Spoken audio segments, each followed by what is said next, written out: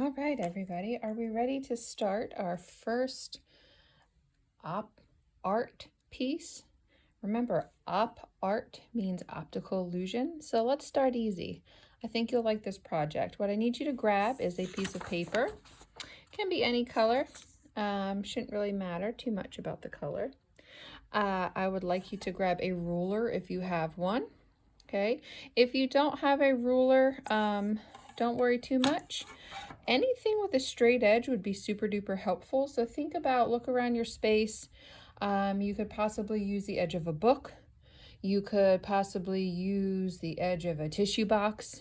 You could really truly even use the edge of your computer if you needed to. And if none of that is available to you, you may also honestly just what I call freehand, okay? And you'll see what I mean in just a second here. So, and you'll need, let's see, a pencil. I'm going to use a Sharpie only so that you can see my drawing a little bit better, but I always prefer my artists to use pencils in case we make mistakes and we need to correct them. Sharpie's going to be permanent. It's going to not be able to be changed, okay? So what we're going to do is we're going to hold our paper portrait. As you can see, mine is, hopefully. I'm going to have you take your hand, your non-writing hand, and I'm going to have you lay it down in the paper, right in the middle. It's okay if you actually have a little bit of your wrist showing. It's actually good. It's kind of a good thing. You'll see why. You can leave a little bit of space up top and have a little bit of your wrist on your paper. So grab your writing utensil, spread your fingers out just a little bit, and we're going to trace our hands, okay? So my one tip for you is that when you're doing this, you want to hold your writing utensil, in your case your pencil, pretty tall, nice and straight up and down. And what I mean by that is just so you can see this vertically, okay, as you're about to trace, and not tilted in. Okay, if you start to tilt it in, you're not going to get an accurate shape. You're going to find that what it does is it makes everything much more skinny than it really is, and it makes the hand look pretty creepy, to be quite honest. So hold it nice and tall, okay, and you may begin down at your wrist. We're going to start at the very bottom of our paper, holding my utensil nice and tall, taking my time, letting it go around my fingers, my fingernails, down in between the spaces I've created, back up, around my thumb, and then all the way back down to the bottom of my paper, back to all the way at the end. Okay? You can see a little bit of my ring detail though. That's no big deal. If that's the kind of thing happens to you, don't sweat it. You can leave it, you can change it. Remember, if you're using a pencil, you could actually kind of erase that line, start over. But that should be fine. Okay, so the next thing we're going to do here, we are going to grab whatever straight edge we have. In this case, I did have a ruler. We're going to start at the very bottom of the paper. I'm going to line this ruler up to the bottom edge. Okay, so straight line of the ruler, straight line of the paper, plop it down. What you're going to do next is create a straight line. The important thing to think about here is actually skipping a very important part. So what we're going to do is we're going to start at the edge of the paper. We're going to draw our straight line. We're going to stop as soon as we get to the hand. Okay, I'm going to skip this whole space. As soon as I get to the other side of the hand, I'm going to pick up the line. I'm going to continue drawing it all the way to the edge of my paper.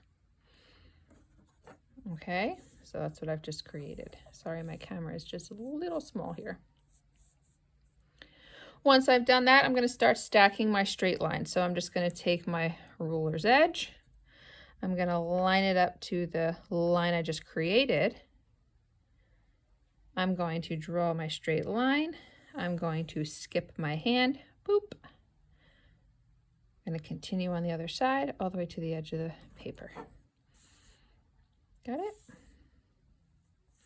Okay, you're going to continue to do that all the way to the top until you can't do it anymore. So go ahead and continue that work. I'll continue mine, even through the little spaces in between. Move it up. Nice straight line. Here we go. Skipping over fingers. Okay.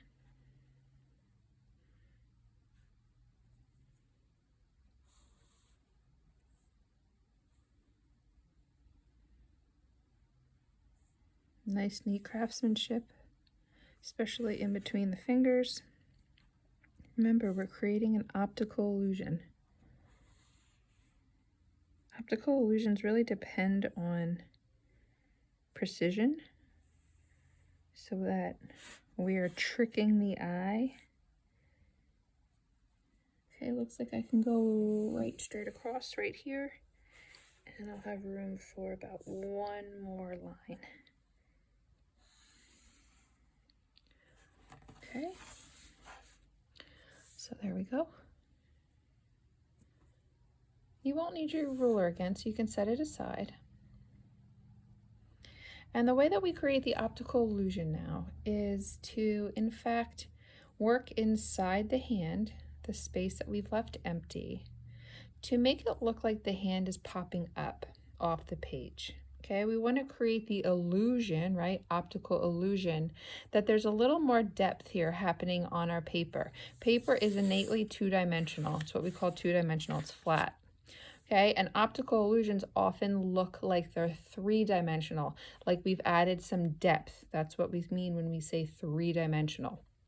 So the depth comes from actually changing this line that would otherwise cut through the hand. And just by doing that, it makes it look like the hand is raised a little bit. So watch how I do this. What I'm going to do is start at my line right here, wherever I stopped. I'm going to connect the two, but I'm going to do it kind of with like what I like to describe as a rainbow shape. So I'm going to start here, and I'm going to come up, and I'm going to come down to meet the other side. Okay, kind of like the arc of a rainbow. And as I move up my hand, I'm going to continue making that curved arced line. Okay, so some of them are super easy.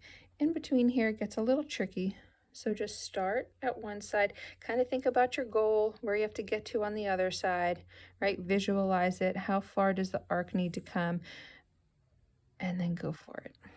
Remember, pencil is our friend because we can make mistakes.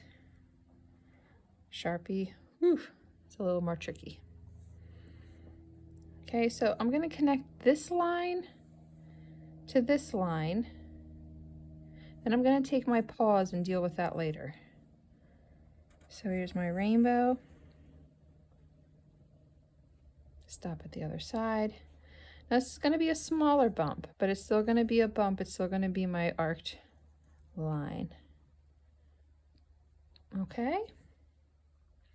This one is super hard, so it depends how you've traced your hand and what kind of spacing you have. Everyone's lines will probably be a little different. So this one tells me I really, honestly, my arc is going to go above my thumb. So I'm pretty much going to leave that one alone. But when I get back to some of these, you do want to make sure that you are connecting. Okay, all of these little pieces, and that should make your hand have a little bit of depth.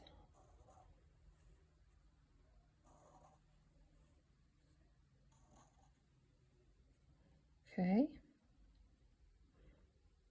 This one is a little tricky too to visualize, so what I can do is something like that. All right, that's pretty much it for the drawing portion of this project. So if you can see what I did here, and you look at it from far away, it should look like the hand is raised. We're not done yet. There's coloring that still needs to be done.